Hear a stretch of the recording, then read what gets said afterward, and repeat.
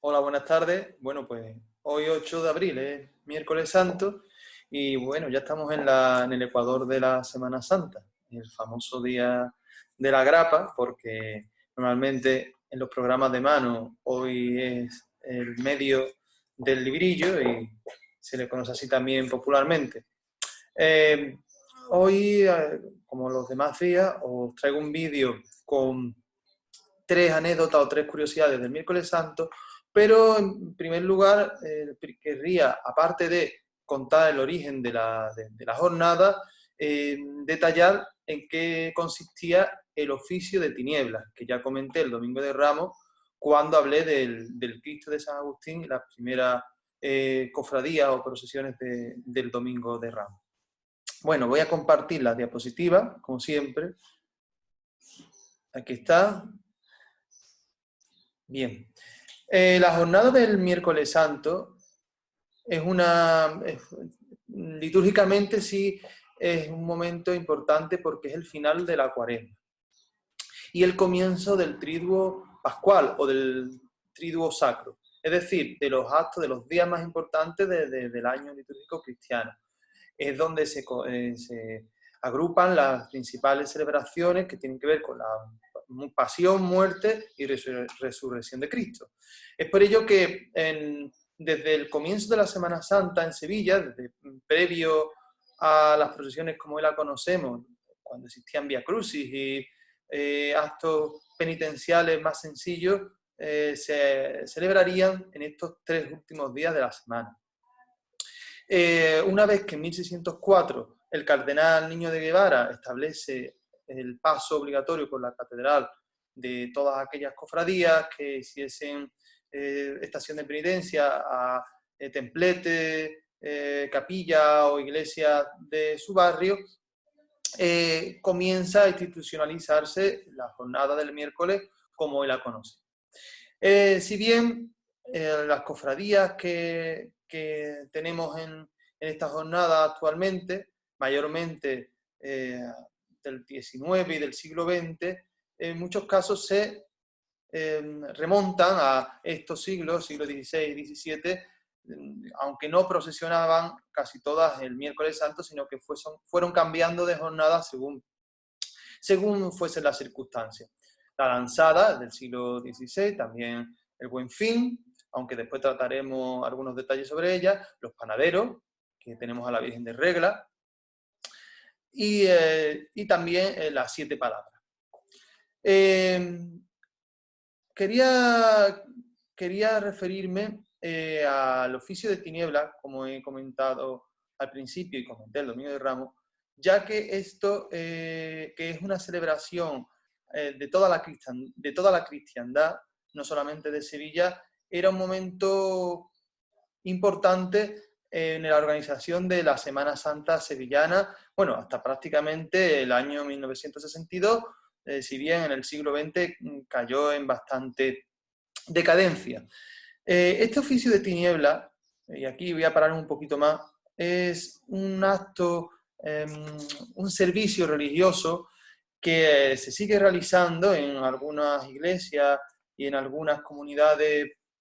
tradicionalistas que prefieren la misa en latín y algunos actos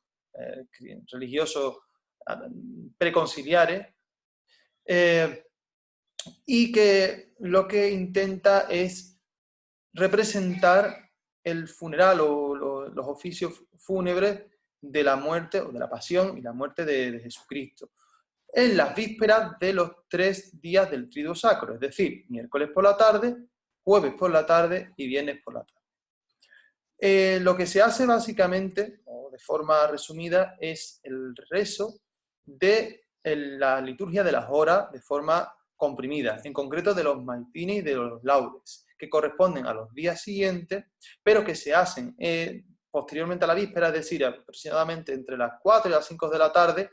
para permitir que las iglesias quedasen libres para realizar los oficios y las misas propias del tiempo penitencial. Entonces, se rezaban estos salmos con un candelabro, se llamaba tenebrario, con 15 velas. Estas 15 velas representaban a los 11 apóstoles que quedaban tras la traición de Judas, las 3 Marías que acompañaron a Jesús en su pasión y muerte, María de Cleofás, María Salomé y María Magdalena, y por último, en la cúspide, la vela más grande y la única que quedaba encendida, la Virgen María, y en algunos casos también se vincula con Jesucristo. Esta liturgia, este servicio es muy antiguo, procede probablemente del siglo V después de Cristo y se ha ido desarrollando y cambiando a lo largo de la Edad Media y de la Edad Moderna. Llega el caso que en la Edad Moderna,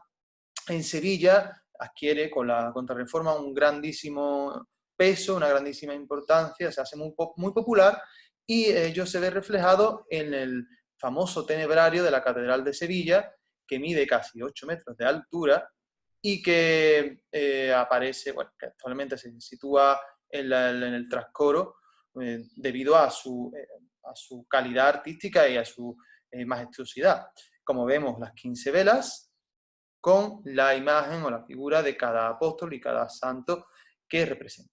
Bien, vuelvo para atrás. En el oficio lo que se realiza es el rezo de estos salmos, de los maitines de los laudes, y cuando finaliza y queda solamente una de las velas encendidas, se reza el miserere. Una vez que termina el miserere, esta vela se retira, va detrás del altar o a la sacristía, y entonces los presentes, los creyentes que estén reunidos, comienzan a hacer ruido con matracas, con carracas, con los pies, con las manos en el suelo, como si fuese un terremoto o desastres naturales que representan pues, aquellos hechos que sucedieron a la muerte de Cristo. Aparte, todas las imágenes, todos los altares deben estar, en este caso las fotos que os pongo no son así, velados con velos morados, con telones, para representar o para mostrar el luto por la muerte de Cristo, por la pasión y la muerte de Cristo. Incluso en la Catedral de Sevilla, cuando se celebraba este oficio de tinieblas, se llegaban a romper los telones, las telas de los velos, como representación o remembranza de la palabra de Dios en la que dice que cuando Cristo murió se rompió el velo del templo de Jerusalén. Esta liturgia en el concilio se pierde, pero actualmente se está intentando recuperar en algunas comunidades más tradicionales, como he dicho antes, y ello se produce en Sevilla en la iglesia de la Escuela de Cristo. Aquí tenemos 2 fotografías del oficio de tinieblas en la tarde del miércoles santo en la Escuela de Cristo, que se sitúa en la calle Jiménez Enciso, detrás de la parroquia de Santa Cruz. Se entra por un callejón muy, muy bonita y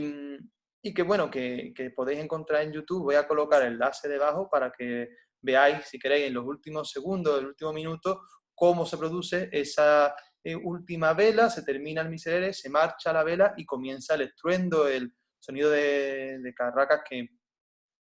es bastante llamativo. Bueno, concluyendo esto, comenzaban las procesiones de Semana Santa, comenzaban a entrar en la catedral las procesiones de Semana Santa. Por ello, podemos decir que esto es el origen de nuestra forma de celebrar la pasión y muerte de Cristo aquí en Sevilla, o al menos el inicio. En relación a ello, podemos decir que las cofradías se han ido desarrollando de forma muy diversa. El miércoles santo, la penúltima cofradía a incorporarse, actualmente es la del Carmen Doloroso, que se incorporó en 2007, fue la hermandad, la cofradía de la Sé. Esta cofradía de la Sé tiene un origen y un significado primigenio bastante evocador. La hermandad se funda en 1969 en la parroquia de la Concesión, en el barrio de Nervión, y en su inicio decide realizar estación de penitencia, los Viernes de Dolores, a Sanatorio del Gran Poder, nuestro Padre Jesús del Gran Poder, hoy conocido como San Juan de Dios, y a la cárcel de la Ranilla. La cárcel de la Ranilla era la prisión provincial que se encontraba en la actual Ronda del Tamarguillo, y el Cristo acudía a los presos que allí se encontraban con la idea o con el fin de saciar la sed de justicia, que es la cuarta bienaventuranza de San Mateo. Ello lo realizaba de forma muy austera, en silencio, con un paso de caoba, con hachones, como vemos aquí. Y los nazarenos vestían una túnica negra de tela basta, con una cuerda de esparto en la cintura, antifaz y sin capirote, sin macho, sin capirote. Esta vestimenta tan curiosa la mantuvieron hasta que en el año 1979 se incorporaron a la nómina de cofradías, al miércoles santo, y ya cambiaron su hábito por pues la túnica actual con capa y capirote y escudo en el pecho. Si bien los penitentes todavía mantienen el hábito, la túnica originaria. En el año 1972 se incorpora la imagen de María Santísima de la Consolación, Madre de la Iglesia. Esta imagen la realiza Antonio Dube de Luque, que también ha fallecido en el año pasado, 2019, y es la primera imagen que este escultor realiza para Sevilla, ya que la Virgen de la Soledad de los Servitas era una imagen previa de Castillo de Astruzzi que él retoca, y es una imagen muy bonita, muy dulce, con los ojos azules pintados, no de cristal, pintados en madera, que porta en su mano derecha un barquito que digamos que refleja su título de Madre de la Iglesia. El barco es la Iglesia como barco, como nave que lleva a los cristianos hacia nuestro meta final, nuestro rumbo, que es el reino de Dios. Dos hermandades más antiguas que la Hermandad de la Sed son el Cristo de Burgos y el Buen Fin. Estas cofradías, aunque se encuentran en la Semana Santa de forma que el Buen Fin precede o antecede al Cristo de Burgos en la nómina, tienen una relación muy estrecha, y ahora vamos a explicarla, aunque si bien es la del Buen Fin la más antigua de estas dos. Fijaros que esta hermandad tiene entre sus titulares a la Virgen, a Nuestra Señora María Santísima de la Palma. Es una vocación un tanto extraña, no es nada común, y menos común aún es que en el mismo día, en la misma jornada, haya dos cofradías con la misma vocación. En este caso, Nuestra Señora de la Palma, del Buen Fin, y Madre de Dios de la Palma, de la Cofradía del Cristo de Burgos. Pero es más, las dos cofradías coinciden también en que tienen entre sus titulares a un Cristo crucificado muerto, en este caso el Cristo del Buen Fin, y en este caso el Cristo de Burgos. Y añado, las dos cofradías en su momento tuvieron su Cristo en el paso de Semana Santa acompañado de un misterio del Calvario, con la Virgen María, San Juan y en algunos casos la María Magdalena o la María Salomé y María de Cleofás. ¿Esto qué nos invita a pensar? Pues nos invita a pensar que tienen una relación previa que es innegable. Efectivamente, la Hermandad del Buen Fin se crea en el siglo XVI, a final del XVI, en 1590, en torno al gremio de curtidores, en la iglesia de San Juan de la Palma, para dar culto a la Virgen, a la Madre de Dios de la Palma. No sé exactamente si tiene que ver la vocación de la iglesia con la vocación de la Virgen, pero bueno, ello queda ahí. A los pocos años, en 1605, pasaría a la iglesia de San Antonio de Padua, donde actualmente se encuentra, y ahí seguiría desarrollándose y comenzaría a dar culto al Santo Sudario y a un Cristo crucificado que posteriormente aparecería como Cristo de Buen Fin. Bien, en el siglo XIX, la hermandad, como muchas otras, entra en decadencia y el Cristo pasa al Salvador. Cristo de Buen Fin pasa al Salvador. A final del siglo XIX, en 1882, la hermandad comienza a intentar tomar fuerza, pero el Cristo que tenían en ese momento, un Cristo distinto, un Cristo de pasta de madera, no podía salir por la puerta de San Antonio porque no cabía el paso, literalmente. Entonces decidieron marcharse a la iglesia de San Pedro.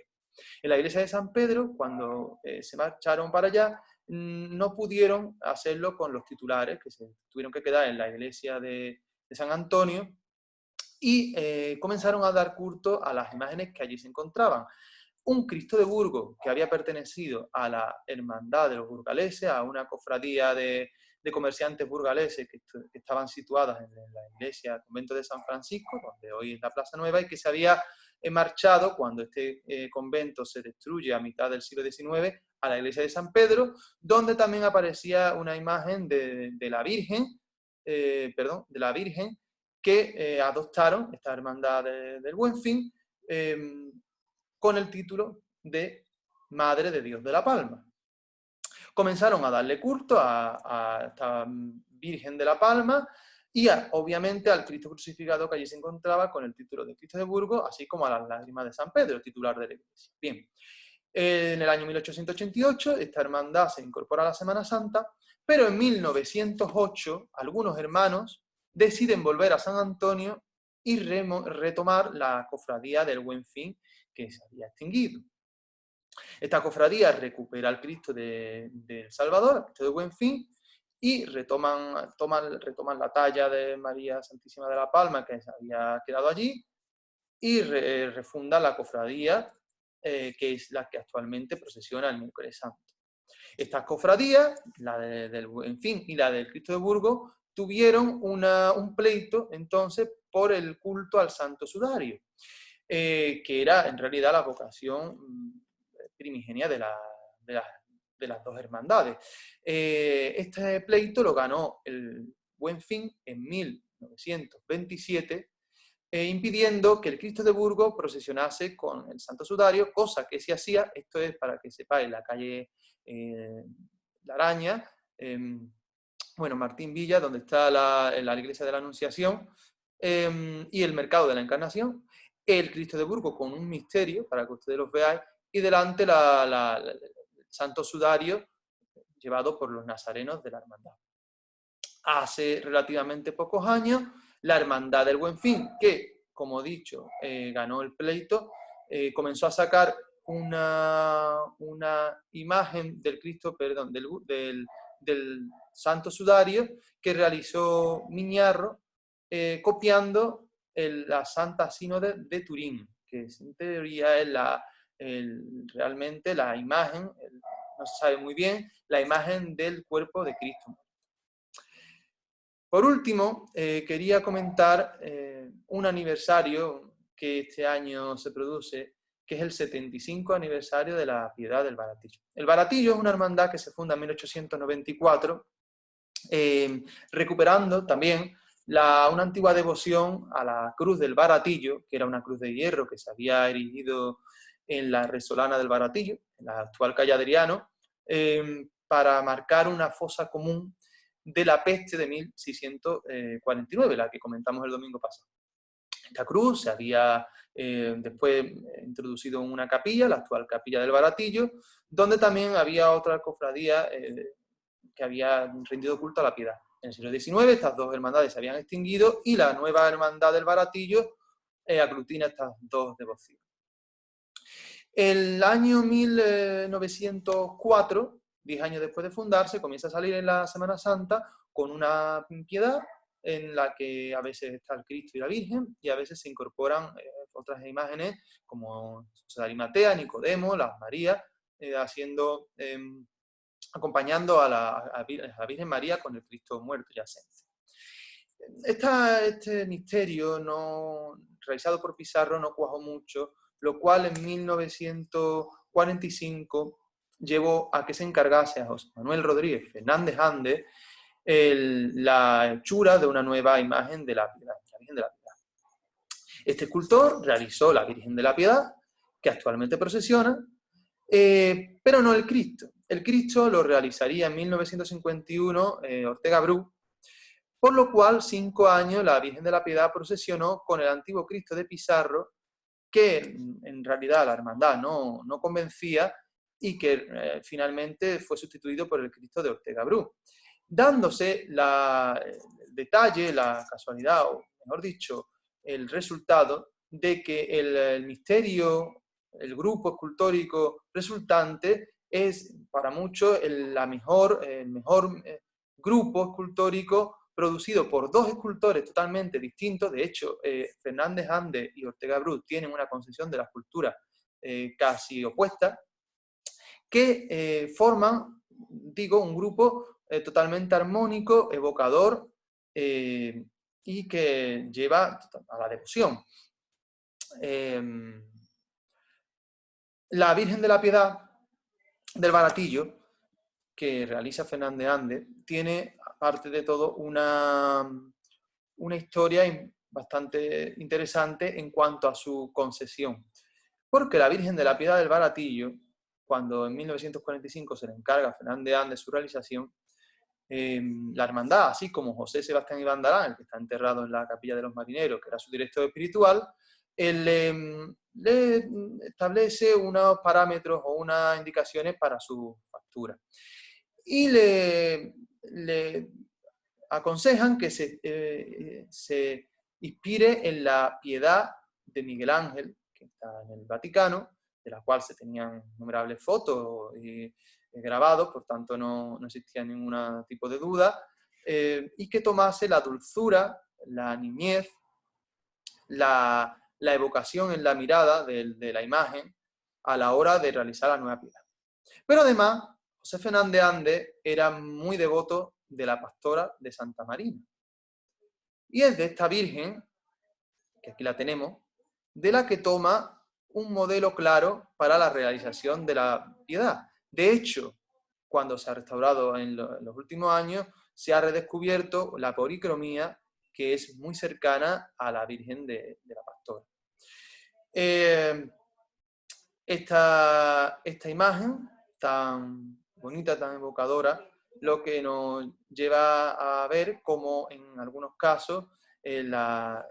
Semana Santa bebe de imágenes previas, de imágenes de gloria que han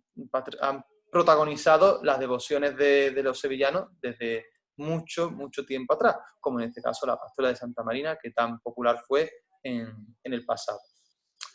Y nada más. Bueno, pues muchas gracias por aguantar hasta el final, que hoy ha sido un vídeo un poquito más largo, y decir que mañana pues querría hacer 2 vídeos para el Jueves Santo y la madrugada, e intentar contar algunas cosas nuevas o menos conocidas de estos días que tanto conocemos y que tanta pena nos va a dar este año no vivir. Hasta mañana.